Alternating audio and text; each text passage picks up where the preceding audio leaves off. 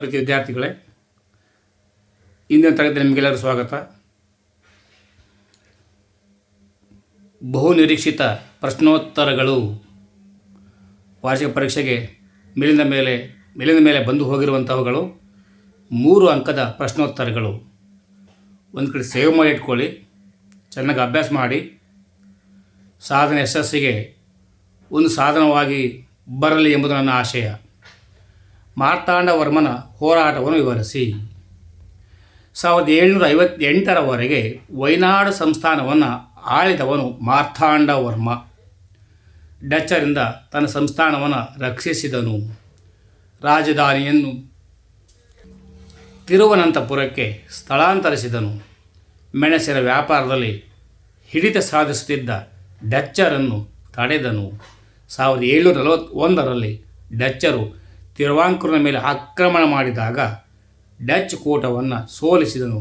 1753ರ ಒಪ್ಪಂದದ ಪ್ರಕಾರ ಡಚ್ಚರು ಶರಣಾದರು.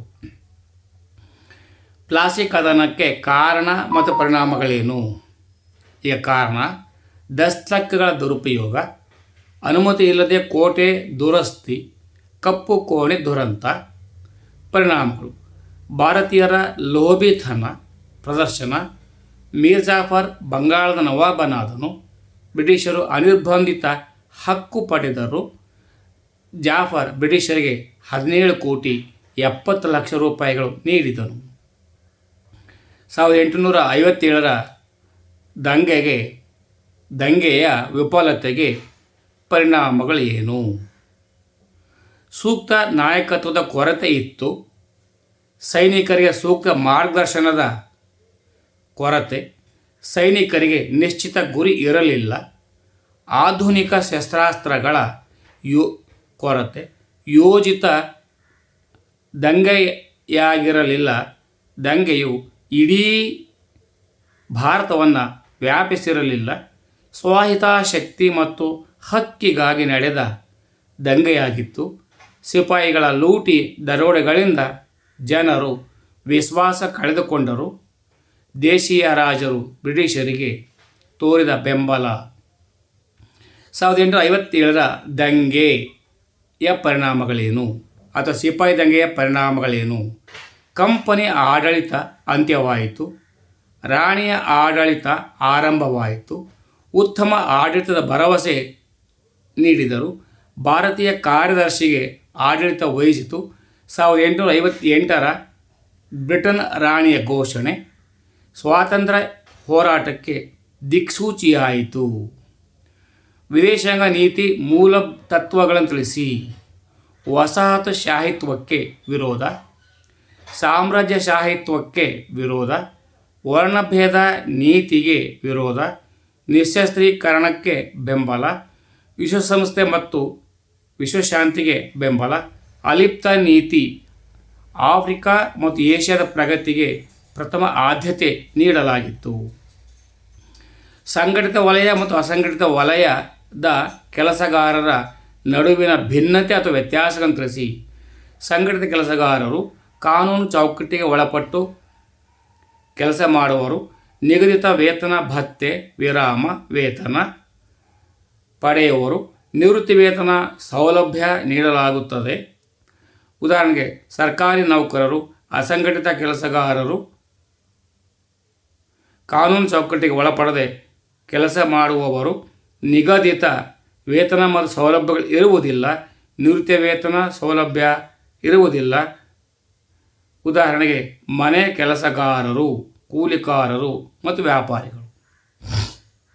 ಮುಂದಕ್ಕೆ ಬಂದರೆ, ಅರಣ್ಯಗಳನ್ನು ನಾವು ಹೇಗೆ ಸಂರಕ್ಷಿಸಬಹುದು? ನೋಡಿ, ಪ್ರಶ್ನೆ ಸರಳವಾಗಿರುತ್ತೆ. ಉತ್ತರ ನಾವು ಅಲ್ಲಿ ಏನೇನೋ ಬರ್ತೇವೆ, ಅದಕ್ಕೆಲ್ಲ ಮಾರ್ಕ್ಸ್ ಸಿಗೋದಿಲ್ಲ. ಕಾಡ್ಗಿಚ್ಚು ಉಂಟು ಮಾಡುವ ಘರ್ಷಿತ ಮರಗಳನ್ನು ತೆಗೆಯುವುದು, ಮರಗಳಿಗೆ ತಗುಲುವ ರೋಗ ನಿಯಂತ್ರಿಸುವುದು, ಸಸಿಗಳನ್ನು ನೆಡುವುದು, ಬೀಜಗಳನ್ನು ಹರಡುವುದು, ಮರ ಕಡಿಯುವುದನ್ನು ನಿಯಂತ್ರಿಸುವುದು, ಅರಣ್ಯಗಳಲ್ಲಿ ಮೇಯಿಸುವಿಕೆಯನ್ನು ನಿಯಂತ್ರಿಸುವುದು, ಸಾರ್ವಜನಿಕರು ಮರ ನೆಡಲು ಪ್ರೋತ್ಸಾಹ ಮಾಡುವುದು, ಸಾಮಾಜಿಕ ಅರಣ್ಯ ಯೋಜನೆ ಜಾರಿಗೆ ಬರುವಂತೆ ಕೈಗೊಳ್ಳುವುದು, ಚಂಡಮಾರುತ ಅಥವಾ ಭೂಕಂಪ ಅಥವಾ ಪ್ರವಾಹಗಳ ಪರಿಣಾಮಗಳೇನು? ಪ್ರಶ್ನೆ 3 ಇರ್ತದೆ, ಉತ್ತರ ಒಂದೇ. ಜೀವ ಮತ್ತು ಆಸ್ತಿಗಳಿಗೆ ಹಾನಿ, ವಿದ್ಯುತ್ ಸರಬರಾಜಿಗೆ ಅಡಚಣೆ, ಸಸ್ಯ ಮತ್ತು ಪ್ರಾಣಿ ಸಂಕುಲಕ್ಕೆ ಹಾನಿ, ಬೆಳೆಗಳ ನಾಶ, ಸಾರಿಗೆ ಸಂಪರ್ಕಗಳ ಅಸ್ತವ್ಯಸ್ತ, ಜನಜೀವನ ಸಂಪೂರ್ಣ ಅಸ್ತವ್ಯಸ್ತ, ಸಾಂಕ್ರಾಮಿಕ ರೋಗ ಹರಡುವಿಕೆ. ಚಂಡಮಾರುತ ಅಥವಾ ಕಡಲ ಕೊರೆತ ಅಥವಾ ಭೂಕಂಪ, ಭೂಕುಸಿತ, ಪ್ರವಾಹ ನಿಯಂತ್ರಣಕ್ಕೆ ಕೈಗೊಳ್ಳಬೇಕಾದ ಮುನ್ನೆಚ್ಚರಿಕೆ ಕ್ರಮಗಳೇನು? ಪ್ರಶ್ನೆಗಳು ಅನೇಕ, ಉತ್ತರ ಒಂದೇ. ಸಿದ್ಧಪಡಿಸಿದ ಆಹಾರ ಹಂಚಿಕೆ, ಕುಡಿಯುವ ನೀರಿನ ಪೂರೈಕೆ, ಔಷಧಿ ಹಂಚಿಕೆ, ತಾತ್ಕಾಲಿಕ ವಸತಿ ವ್ಯವಸ್ಥೆ ಮಾಡುವುದು, ಅರಣ್ಯ ಬೆಳೆಸುವುದು, ಮಾಹಿತಿ ಕೇಂದ್ರಗಳ ಸ್ಥಾಪನೆ, ಬಹು ಅಂತಸ್ತಿನ ಕಟ್ಟಡ ನಿಷೇಧ. ಪ್ರಶ್ನಾನುಗತವಾಗಿ ನಾವು ವಾಕ್ಯಗಳನ್ನು ಪೌಣಿಸ್ತಾ ಹೋಗಬೇಕು. ಗ್ರಾಮೀಣಾಭಿವೃದ್ಧಿ ಅಥವಾ ಪಂಚಾಯತ್ ರಾಜ್ ಪಾತ್ರ ತಿಳಿಸಿ. ಗ್ರಾಮೀಣ ಮೂಲ ಸೌಕರ್ಯ ಕಲ್ಪಿಸುವುದು, ಕೃಷಿಗೆ ನೀರಾವರಿಯನ್ನು ವಿಸ್ತರಿಸುವುದು, ಉದ್ಯೋಗ ಅವಕಾಶ ಒದಗಿಸುವುದು, ಶಿಕ್ಷಣಕ್ಕೆ ಪ್ರೋತ್ಸಾಹ, ಆರೋಗ್ಯ ಮತ್ತು ನೈರ್ಮಲ್ಯ, ವಸತಿಹೀನರಿಗೆ ಮನೆಗಳನ್ನು ನಿರ್ಮಿಸುವುದು, ಬಡತನ ನಿವಾರಿಸುವುದು, ನಿರುದ್ಯೋಗ ನಿವಾರಿಸುವುದು, ಕ್ರೀಡೆಗೆ ಹೆಚ್ಚು ಪ್ರೋತ್ಸಾಹ ಕೊಡುವುದು, ಗುಡಿ ಕೈಗಾರಿಕೆಗಳ ಅಭಿವೃದ್ಧಿ ಮಾಡುವುದು. ವೈಯಕ್ತಿಕ ಹಣಕಾಸು ಮತ್ತು ಸಾರ್ವಜನಿಕ ಹಣಕಾಸುಗಳ ನಡುವಿನ ವ್ಯತ್ಯಾಸವೇನು? ವೈಯಕ್ತಿಕ ಹಣಕಾಸು ವ್ಯಕ್ತಿ ಅಥವಾ ಕುಟುಂಬದ ಆದಾಯ ವೆಚ್ಚಗಳಿಗೆ ಸಂಬಂಧಿಸಿದಂಥ ಹಣಕಾಸು. ಮೊದಲು ತಮ್ಮ ಆದಾಯವನ್ನು ಅಂದಾಜು ಮಾಡಿ ನಂತರ ಅದಕ್ಕನುಗುಣವಾಗಿ ವೆಚ್ಚ ಮಾಡುತ್ತಾರೆ. ಹಣಕಾಸಿನ ವ್ಯವಹಾರಗಳನ್ನು ಗೌಪ್ಯವಾಗಿಡಲಾಗುತ್ತದೆ. ವ್ಯಕ್ತಿ ಉಳಿತಾಯ ಮಾಡಿದರೆ ಕುಟುಂಬ ಅಭಿವೃದ್ಧಿಗೆ ಪೂರಕ. ಈಗ ಸಾರ್ವಜನಿಕ ಹಣಕಾಸಿಗೆ ಬಂದಿದ್ದೆ ಆದರೆ ಸರ್ಕಾರದ ಆದಾಯ ವೆಚ್ಚಗಳಿಗೆ ಸಂಬಂಧಿಸಿದೆ.